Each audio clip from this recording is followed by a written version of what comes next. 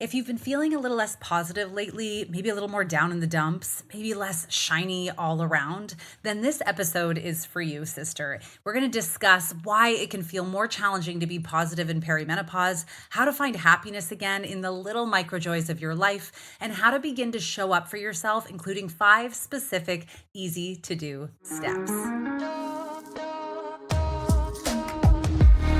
What's up, sisters? Welcome to the Period Whisperer podcast. I'm Bria. I'm your host. If you're new, I'm so happy you are here. I'm your perimenopause and menopause sister, your holistic trainer, hormone specialist, translator of your female body. I'm a recovering people pleaser and hustle addict turned body whisperer and hormone decoder. And I am here to help you de-stress your body, decode what it is saying, become the CEO of it, and own your own health, energy, and weight loss again.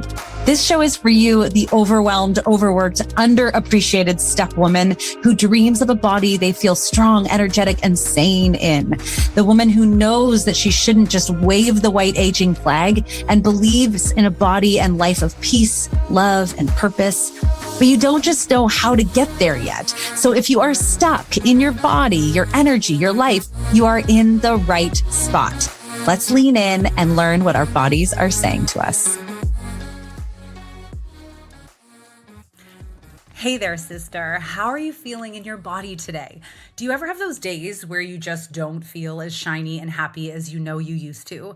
Maybe you're okay half the month, but not okay half the month, or maybe just overall you're feeling less happy, less positive. Well, today I'm so excited for you to hear this interview where I speak with my friend and fellow transplant to Arizona, Michelle Fraley, a clinical counselor, certified holistic health coach, yoga and meditation teacher, and speaker who is certified as a confidence coach and believes that confidence creates the foundation for living with authenticity and purpose. Michelle specializes in positive psychology and personal growth and how to create balance and increase self-confidence during perimenopause, as well as how to handle chronic stress and regulate your nervous system. So if you've been struggling with your hormones or feeling lackluster these days, you will love this episode where we talk all about why it can feel more challenging to be positive in perimenopause, how to find that happiness again, and how to begin to show up for yourself. So Michelle gives us all this that we need, and I'm so excited to dive in. Let's get to it.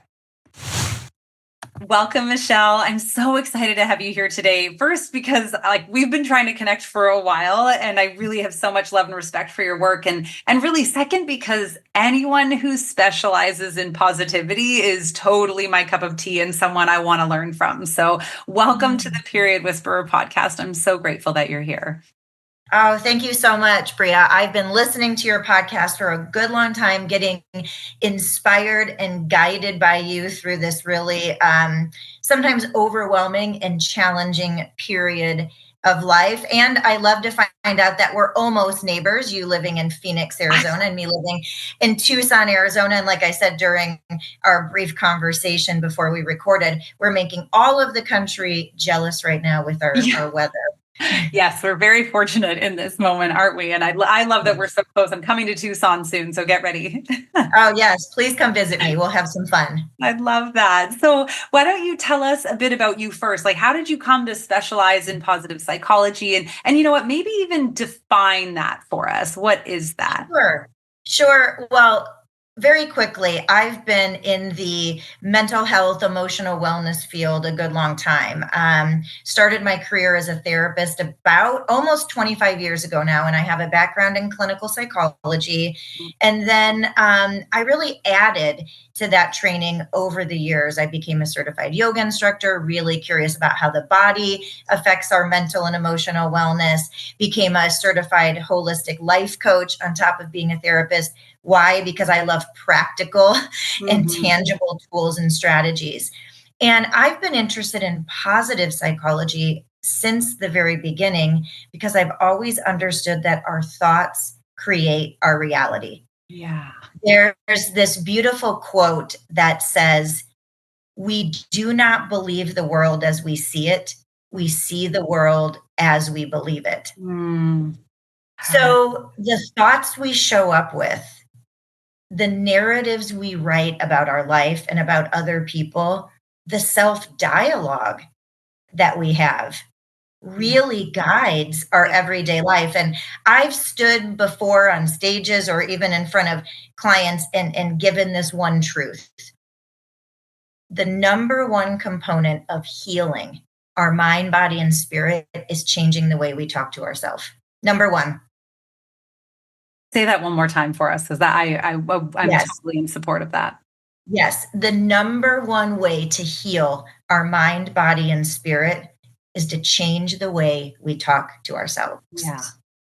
I like that. And I feel that so deeply when you say it, because, we are, like you said, we end up, our day can be so derailed, or it can be so positive based on the things that are going on inside and what we say, and those thoughts become feelings. That's a beautiful way. I heard Jay Shetty once say, I'm not who I think I am. I'm not who you think I am. I am what I think you think I am. So it's like there really is that, perspective, or, the stories we tell in our mind to ourselves, about others. And so I really believe what you say there. That's a really powerful piece. Yeah. And with your audience in particular, right, women in this perimenopause stage, which, generally age 35 through, we'll say 55-ish, the story we tell ourselves over and over is we're too busy. We don't have enough time. We're overwhelmed. We don't have time to take care of ourselves. We're not enough. We'll never get it all done. We're irrelevant. Yeah, we're getting older. We're irrelevant. It won't work anymore. This is how, acceptance of this, surrender to this is how it is, when I don't believe that either. Yeah. Yeah. So I think really learning how to change the way we show up for ourselves will make this transition period feel more empowering. And we'll feel like we have a little bit more ease. We maybe won't be white knuckling as much as we are now. You're absolutely right. I think that perspective, obviously that story we tell ourselves around how hard this is, or how tired we are, or how it's not to, this isn't about like toxic positivity or like to pretend, but it is about, taking that step back and looking at it through a different lens. Correct. And I recently listened to one of your podcasts where you made the connection between perimenopause and puberty. Right? That perimenopause is like a reverse puberty. It's a transitionary period in our life where our body is changing, our responsibilities are changing. And I have to tell you, for the people listening, the tips I'm going to offer us, the people in perimenopause, are very similar strategies that I would give my clients who are teens or young adults going through this same transition. So for people listening who have children, ages, let's say 13 through 19, where there's a lot of change and transition going on, these strategies are really fantastic, not to tell them, but to model to them. Because our kids really watch what we do more than they listen to what we say. So how brilliant that you can take these strategies I'm going to give you, integrate them into your life to benefit yourself, but then show your children how to move through this time empowered and with more ease. I love that. I'm really excited, and I can't wait to get to those. And, I think, I love what you just shared right there. Was there a moment where because you do a lot of other things as well. I know, as you said, you're a yoga instructor, meditation teacher, speaker. There's so many pieces to you. Was there a moment when, this really hit home for you, where you really realized that, like, the lens, the stories we tell ourselves, where that piece sunk in? Oh my gosh. For my younger listeners, know that this can hit you anytime. If you're not there yet, it's okay. Honestly, even though I've been doing the work and preaching the work, I don't think it hit me personally until around age 33. And I don't know what it was about that age. My daughter was 2 at the time. And I think it just hit me that I am different now than I was pre being a mother, pre owning a home, pre, just being an adult.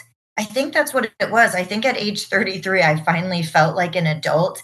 And I think being adult is filled with choices and responsibility. And I Yeah. think it was at that point I realized I have a responsibility over how I choose to think and feel. Mm. Oh, that's Yeah. beautiful. Yeah. 'Cause Yeah. I know think that that we really is. Yeah. I think that really is what it is, especially when I realized I could move through life choosing to be reactive, Mhm.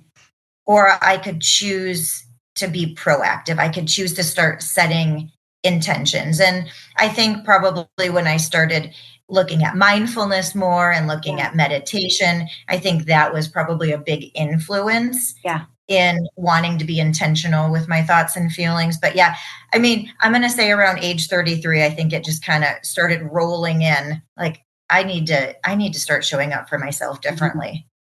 I love that. And I think, maybe it's not fair to say, but I would assume that because, you come from a therapist background and that is sort of your start, that you might have been in a position to receive that earlier than others.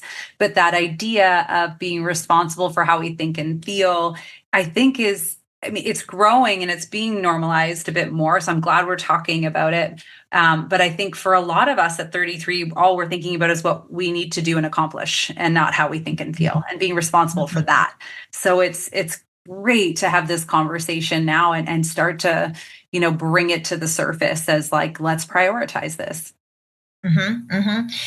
And the reason I want to offer these particular strategies is, number 1, I think that they're incredibly valuable. Yeah. But number 2, they're doable. Mm, They're reasonable, right? Because remember, one of the stories we're already telling ourselves is that we're overwhelmed. yeah. So Yeah. the last thing I wanna do when I'm working with a client who feels overwhelmed is to give them something that's going to add to that overwhelm. Yeah. Instead, I wanna give people tools and strategies that detract from Mm. that overwhelm and perhaps maybe even feel good. Yeah, and create more space, which is what we're looking for, Mhm. I think. I love that. Yeah. Okay, so we have women, obviously we're all there, we're all in it, and everyone who's listening is in it. We are feeling all of these things, overwhelmed, burnt out, overtired, stuck, all of these things. So let's get into the strategies. I'm excited to hear it. What are the Perfect. things that we can, Perfect. that we can implement? So the first thing I'm gonna tell women is you have to figure out your priorities right now. You Mhm. have to sit down, take out a piece of paper, take out a pen or pencil, and really have a conversation with yourself and write down what truly matters most to me right now. Yeah. Right? We know that in order to feel happy, in order to feel positive, in order to feel optimistic, we have to feel grounded. We have to Mhm. feel rooted in something, and we have to feel rooted in, if we want to call them, our values, if we want to call them, our purpose. I like to even just be more general and guide clients by saying, what matters to you right now? Right now is pivotal, because if we just say what matters to you, while people can get really up in their heads and super nervous about coming up with the right answer, Uh, just right now, what truly matters to you right now? What do you want to intentionally focus your time and energy on right mm, now? And I really like my clients to usually write a list of about 5 things. mhm. 5 things. And I'm telling you, for women, it is so hard to let go of the shoulds, Yeah. right? That they should be focusing on. We're really thinking about what we want to focus on. We really want to be driven more by inspiration and Mhm. less by obligation, Mm, right? oh, I like that. Driven by Yeah. inspiration and less by obligation. Yes. Absolutely. That's where we all want to be, isn't it? Like you want to wake Yes. up and feel like let's take on this day and not like, oh gosh, look at my to-do list. Correct. So, what I love people to do is write this list, 5 things that you truly want to focus on right now. Mhm. And then here's the kicker. I'm going to sound like a second grade teacher. Keep your eyes on your own paper. Ah, Oh, is this step 2 or is this a part of the? No, this is still step one. Step 1, okay. Write this list. Keep your eyes on your own paper. Stop Mm. looking at what other people value and what other people are putting their time and energy towards and thinking you need to do more of it. Mm. We do that, right? We'll look at social media and see our friends are traveling more than us, so maybe we should be traveling more. Mhm. Maybe not. Maybe travel isn't something we want to prioritize right now. Interesting. Maybe other people are remodeling their home and their home looks so beautiful. And you think, maybe I should be doing more of that. Yeah. Only if it's on your list. You know, Gandhi famously says, happiness is when what we think, say, and do are in alignment. That is really, I felt so much when you said that there because, we can get into quick comparisonitis or that keeping up with the Joneses feeling when we are looking around so much. But and then we can get distracted. I think you're right. We're like, oh, I should be doing this and I should be doing that. But none of it creates that fulfillment, I guess, if you're not thinking, behaving and acting like in that alignment there. I love that. Keep your eyes on your own paper. Yeah, literally. It's as simple as know what matters to you. Yeah. Keep your eyes on your own paper. Mm-hmm. And then let's start aligning. Start aligning. Oh, I like that. So number 2 is in fact all about that alignment, right? So step 1 is we figure out what matters to us. Step 2, we become a very picky consumer of what we give our time and energy to. Right. So now we have our list. Now we're going to start choosing. There's that empowerment piece again, right? Because empowerment means choice. And now we're going to start choosing what we're consuming. Of course, we're going to start choosing what we're putting in our bodies. Mm-hmm. What are we eating? What are we drinking? What substances are we using? What supplements are we taking? How are we using medication? Yeah. How are we using alcohol? Mm-hmm. Right? We're going to think about these things. We're going to think of, am I getting a good return for my investment? Oh, I like that. Is this aligning with what I value? But besides consuming with food and drink, we consume with our eyes. Oh my goodness. Do we Start being ever? picky. What are we reading? What social media feeds are we looking at? What Who are we hanging out with? Yeah. What beauty or body images are we exposing ourselves to? Yeah. Is there a lot of thin bias or ageism? Mm-hmm. How is that making us feel? Yeah. And then you're right. The last thing is, how are we consuming auditorily? Yeah. What are we listening to? Who are we having conversations with? Yeah. Mm-hmm. Is there a lot of negativity, criticism, complaining? Yeah. So I just need us, once we know what matters to us, we need to start being picky and making choices about what we consume. Mm-hmm. Yeah. And I know I love that. I think that is very empowering. I think it can also push up, against a lot of fears. Like when we start to set these new boundaries, it can kind of tug on that fear of losing people or that loss of connection when we start to say, like, I'm going to bubble up right now and really focus on this piece so that I can move the needle a little, so I can find the joy. What do you suggest there? And if you're going to get to it, please tell me to wait. Well, I mean, I think what's important to understand is we don't have to lose connection by being choosy. We can just choose to connect with the right people. Mm-hmm. You're right. Develop the right connection. Right? Mm-hmm. Yeah. So it's not that we have to bubble up and not consume. Mm-hmm. We just have to start being more proactive about what we consume. And instead of just taking whatever is presented to us, right. How about ordering it, right? Yeah. Like at a restaurant, right? Instead of just getting whatever's presented to you, choosing, looking at the menu.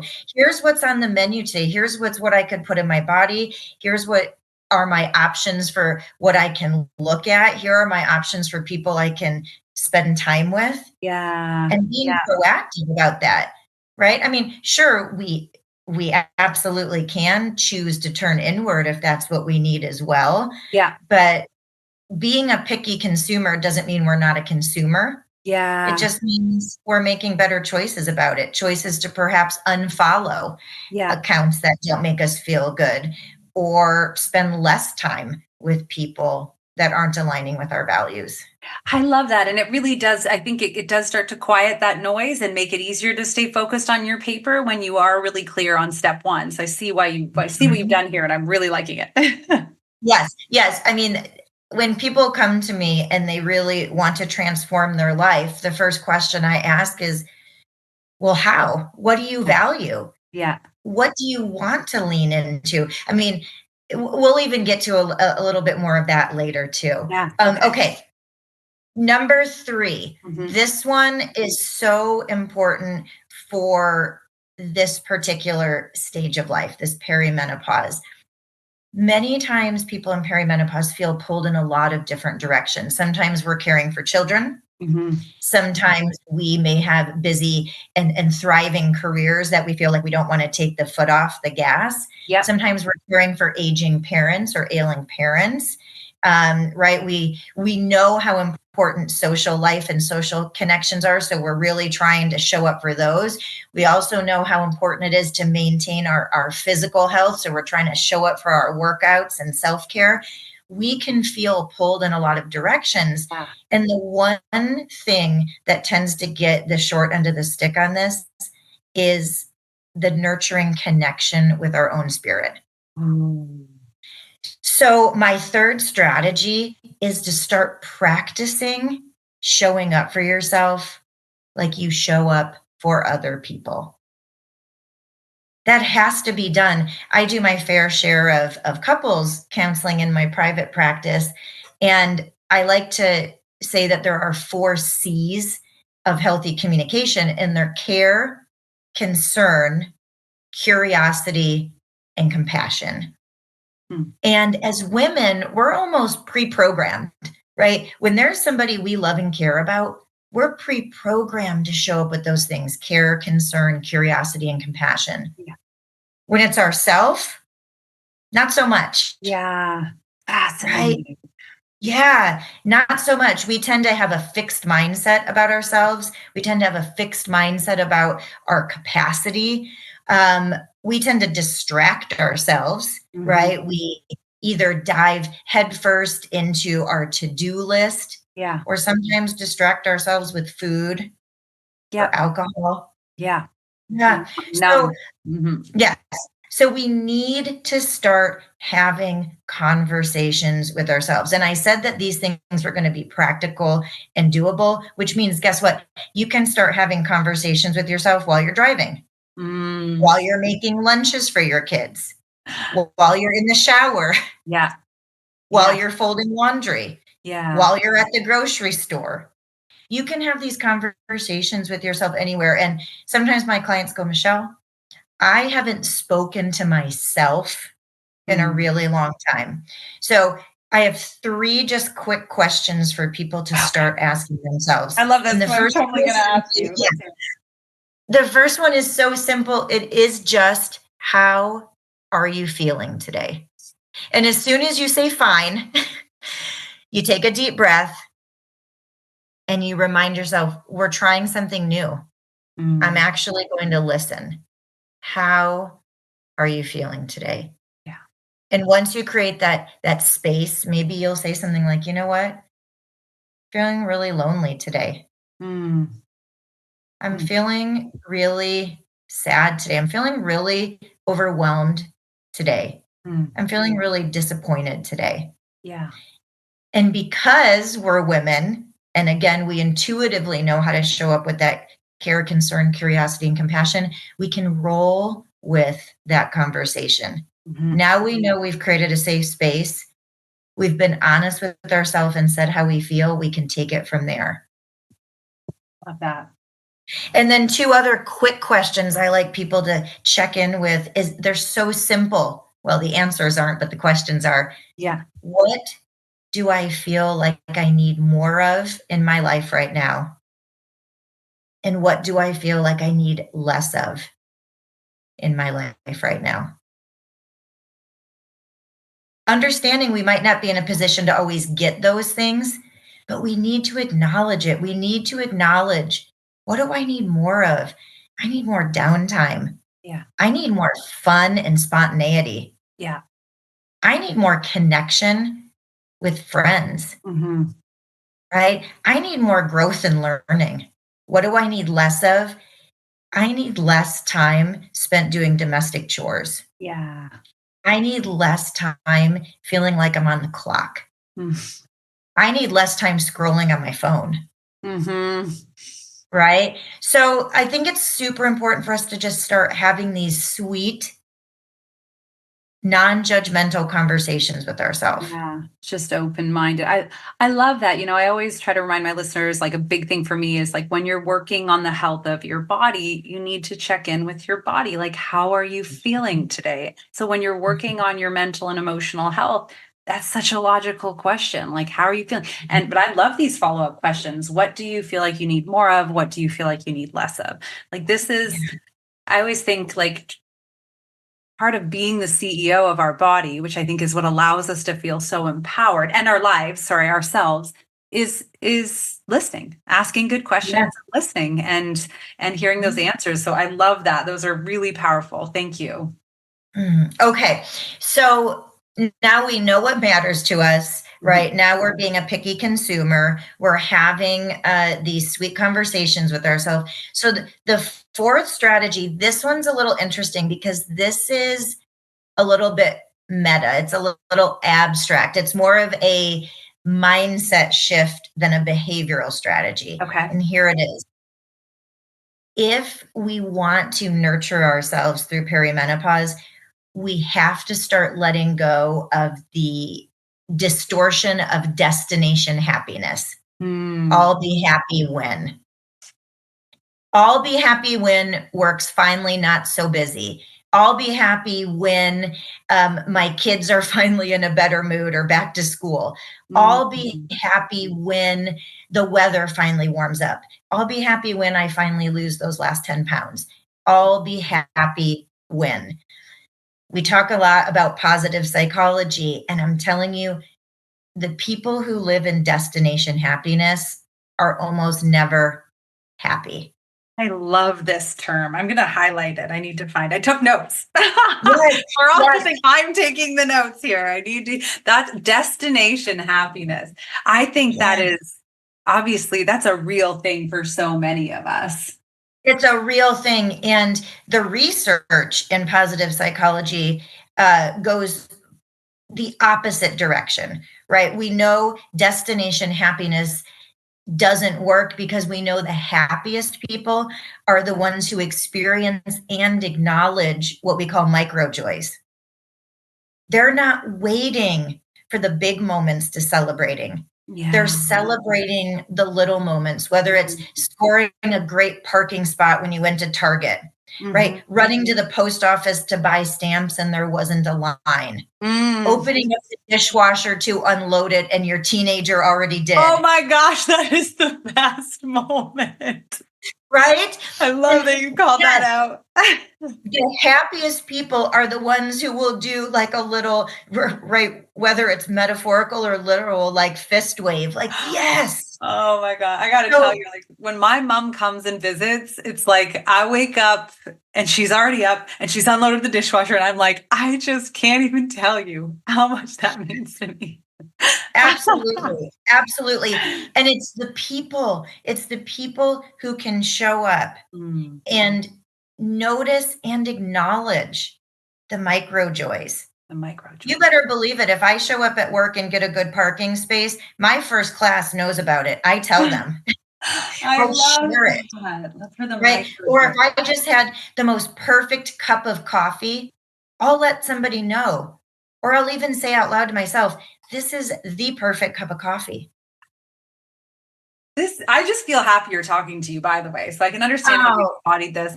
I've heard this in theory as well as the be do have principle or the have do be principle. I'm sure but to hear it broken down further, and maybe just for whoever's listening, it's like our issue with this destination happiness is when I when I have more time, I can do the things I want to do. So I will be happy. And we really need to reverse that. And I think that's what you're saying. So like look for the Absolutely. happiness in the micro joys so that you can do more of the things that you want and so that you can have, have the things that you want, because we also recognize, like, I can feel it just talking to you, talking to someone else, like having a positive conversation gives me energy. It creates that, whether you're an introvert or an extrovert. I think it lights you up having that connection or being in a positive mindset. So, you just poured more energy on our day. Thank you. Oh, thank you. And I mean, and this is another area where we can be proactive. I often teach clients about micro moments of mindfulness, micro moments of positivity. And maybe for you, you're not in a position where there's a lot of good things spontaneously happening for you. Maybe there's nobody at your house to unload the dishwasher. Maybe you didn't go anywhere, so you couldn't get a good parking spot. But what could you be proactive about? What could you do? Could you take the time to make yourself the most delicious lunch and eat it on the cutest plate that you have? Could you take the time to do something that makes you feel accomplished but is micro, like cleaning out one of the drawers on your desk? Yeah. What I love is the younger generation is really jumping on this. And if you look at TikTok, you'll see that these things, these micro joys are now being relabeled as glimmers for the Gen Z generation, which I love, right? Glimmers, moments of your day that make you feel shiny. Oh my gosh, I love that. Bless this generation. That's so great. Glimmers. I love that. Things that make you feel more shiny. I love that. This has made me feel more shiny. Okay, tell me about tip 5. Thank you. That was amazing. Tip 5. And this is the one that is probably nearest and dearest to my heart, because I'm a huge believer in mind-body connection. And here's the thing, whether you're in perimenopause or any age, if you want to move through life with more positivity, more happiness, more empowerment, you have to show up and learn how to regulate your own nervous system. That's it. We have to be somatically proactive. So many of us are getting triggered into our fight, flight, or freeze response over and over and over. Many people are living in their sympathetic nervous system, and that's really what is chronic stress. Right? When we're living in our sympathetic nervous system, we have chronic stress. I've heard you talk many, many times on your podcast episodes about cortisol, right? And that's what happens every time we activate this fight, flight, or freeze response, right? Via our amygdala, the most primitive part of our brain. Two things happen. Not only do we get a spike in cortisol, but we also get a slight decline in serotonin. Which is important. Right? Which is important to feel empowered, to feel positive, to feel grounded. So imagine if over and over and over, we're just getting this spike in cortisol, decrease in serotonin, spike in cortisol, decrease in serotonin. Most people who come to me, right, they come to my office or they come on my screen and I say, well, what brought you here? In the laundry list I hear, right? I can't focus. I'm easily distracted. I'm always grumpy, irritable, easily triggered. I have difficulty sleeping. I can't fall asleep. I can't stay asleep. I'm craving high carbohydrate or high sugar food, or I'm holding on to weight. I have low libido or sexual dysfunction, right? On and on and on. All of those things we know are directly related to high cortisol. Yeah. So right. The bad news is a lot of us are walking around with high cortisol. The good news is it's our nervous systems. We have some influence over our own nervous systems. I don't like to use the word control. No. But I will use the word influence. We have a lot of influence over our own nervous system. So when I'm working with clients, I tell them your sympathetic nervous system, think of it as one muscle, and think of it your parasympathetic nervous system as the opposing muscle.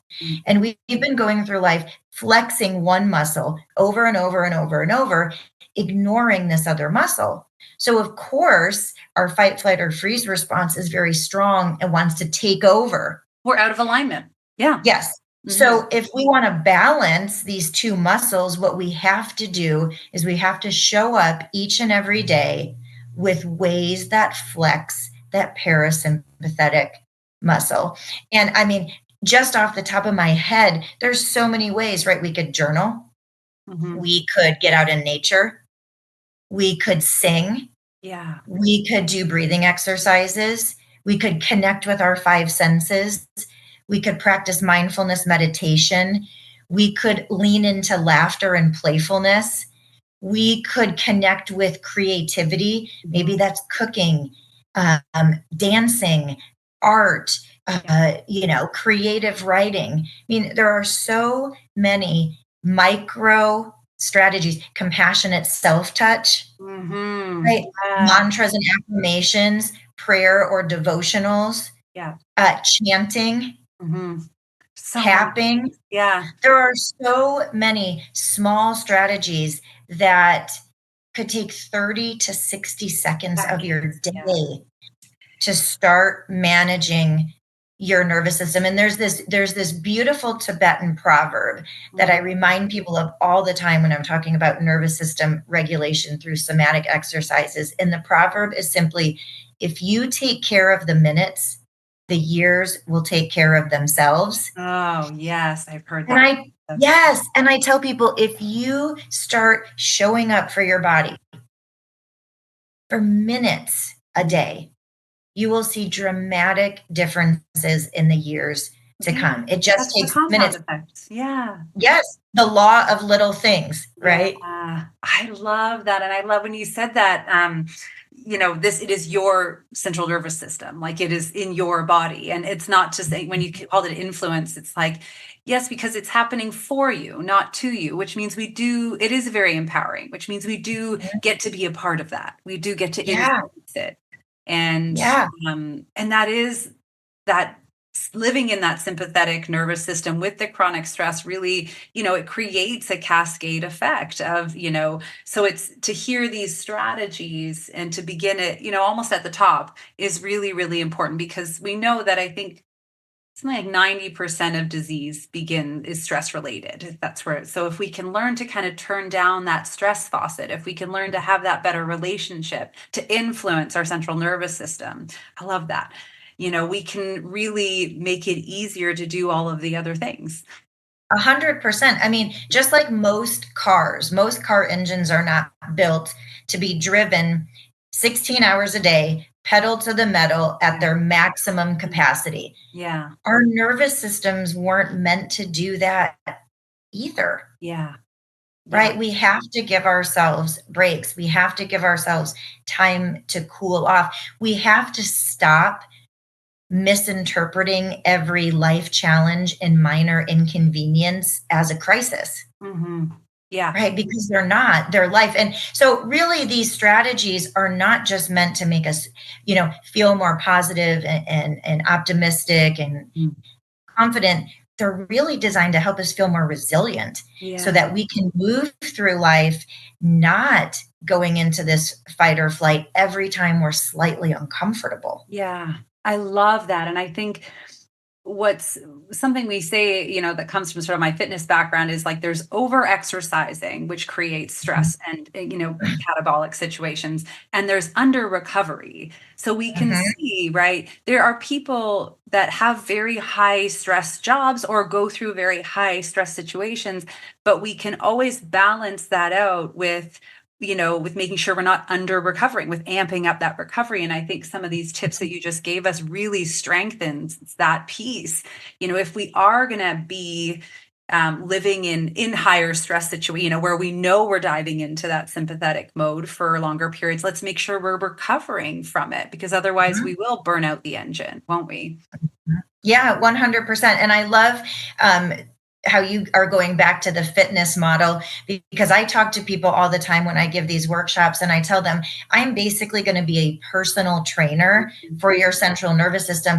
And what I say is I can give you the exercises, I can give you the strategies, but I can't do them for you. Yeah. And I often ask people to please let go of the distorted thought that they're the one person these things won't work for. Yeah. I Yeah. tell people, you're special and I love you, but you're not the one person Yeah. that breathing exercises don't work for. You're not the Yeah. one person that connecting to your senses doesn't work for. You're not the one person Yeah.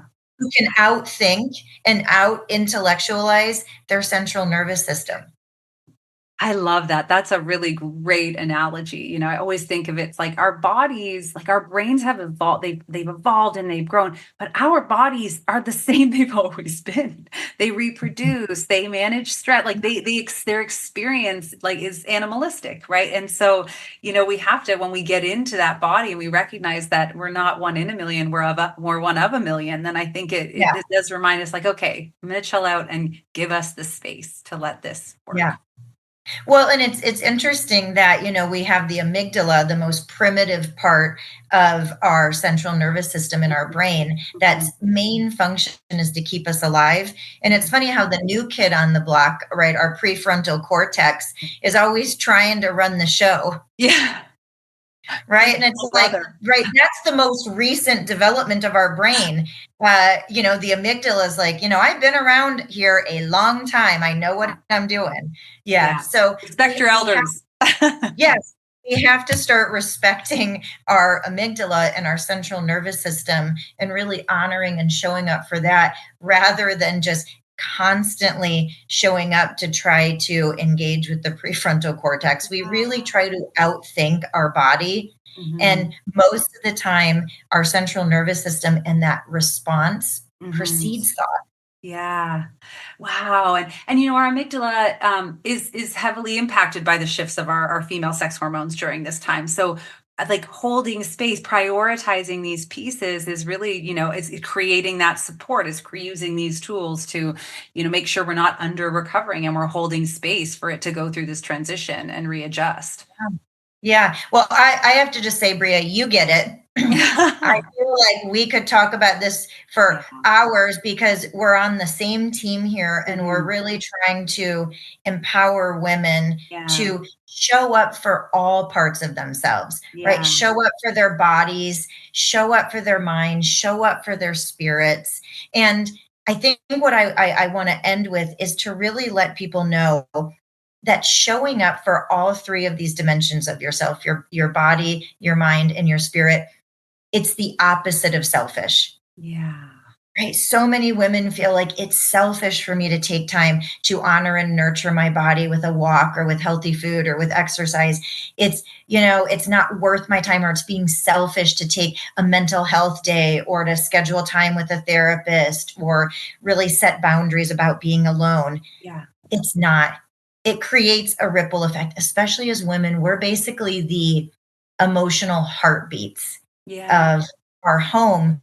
So I just want to remind women everywhere that when you show up and take care of yourself wholeheartedly, you are actually doing something for the greater good of your family. Keeping yourself healthy is the best way to keep your family healthy. Yeah, I love that. What a beautiful way to wrap this conversation. Michelle, I am so grateful for everything you offered us today, your 5 tips, which I will outline as well, make sure they're in the show notes, but I'm just going to say them one more time. Like, make sure that you keep your eyes on your paper and the 5 things that you really want to do, that you become a picky consumer of what we give our time to, that we practice showing up for ourselves using those questions that you offered, that we let go of destination happiness, and that we show up and learn how to regulate our own nervous system. Those were such amazing tools. Thank you for being here. Tell everyone how they can learn more from you, how they can find you if they want to get more in your energy in your space. Oh, perfect. You are welcome to contact me at michellefraley.com. I have a little bit more information about myself on there, all of the services that I offer. And there's a little contact me button that you can just press and send me a message. I'm always happy to hear from people. I have a home office here in Tucson, Arizona. It's a great place to come and get some sunshine. Yes. But I do virtual sessions and talks all over the place. So feel free to reach out. Thank you so much. I will put all of that in the show notes. And sisters, go out, be more in your life and not just less on a scale, and do it more positively. Have a great day. We'll catch you next time.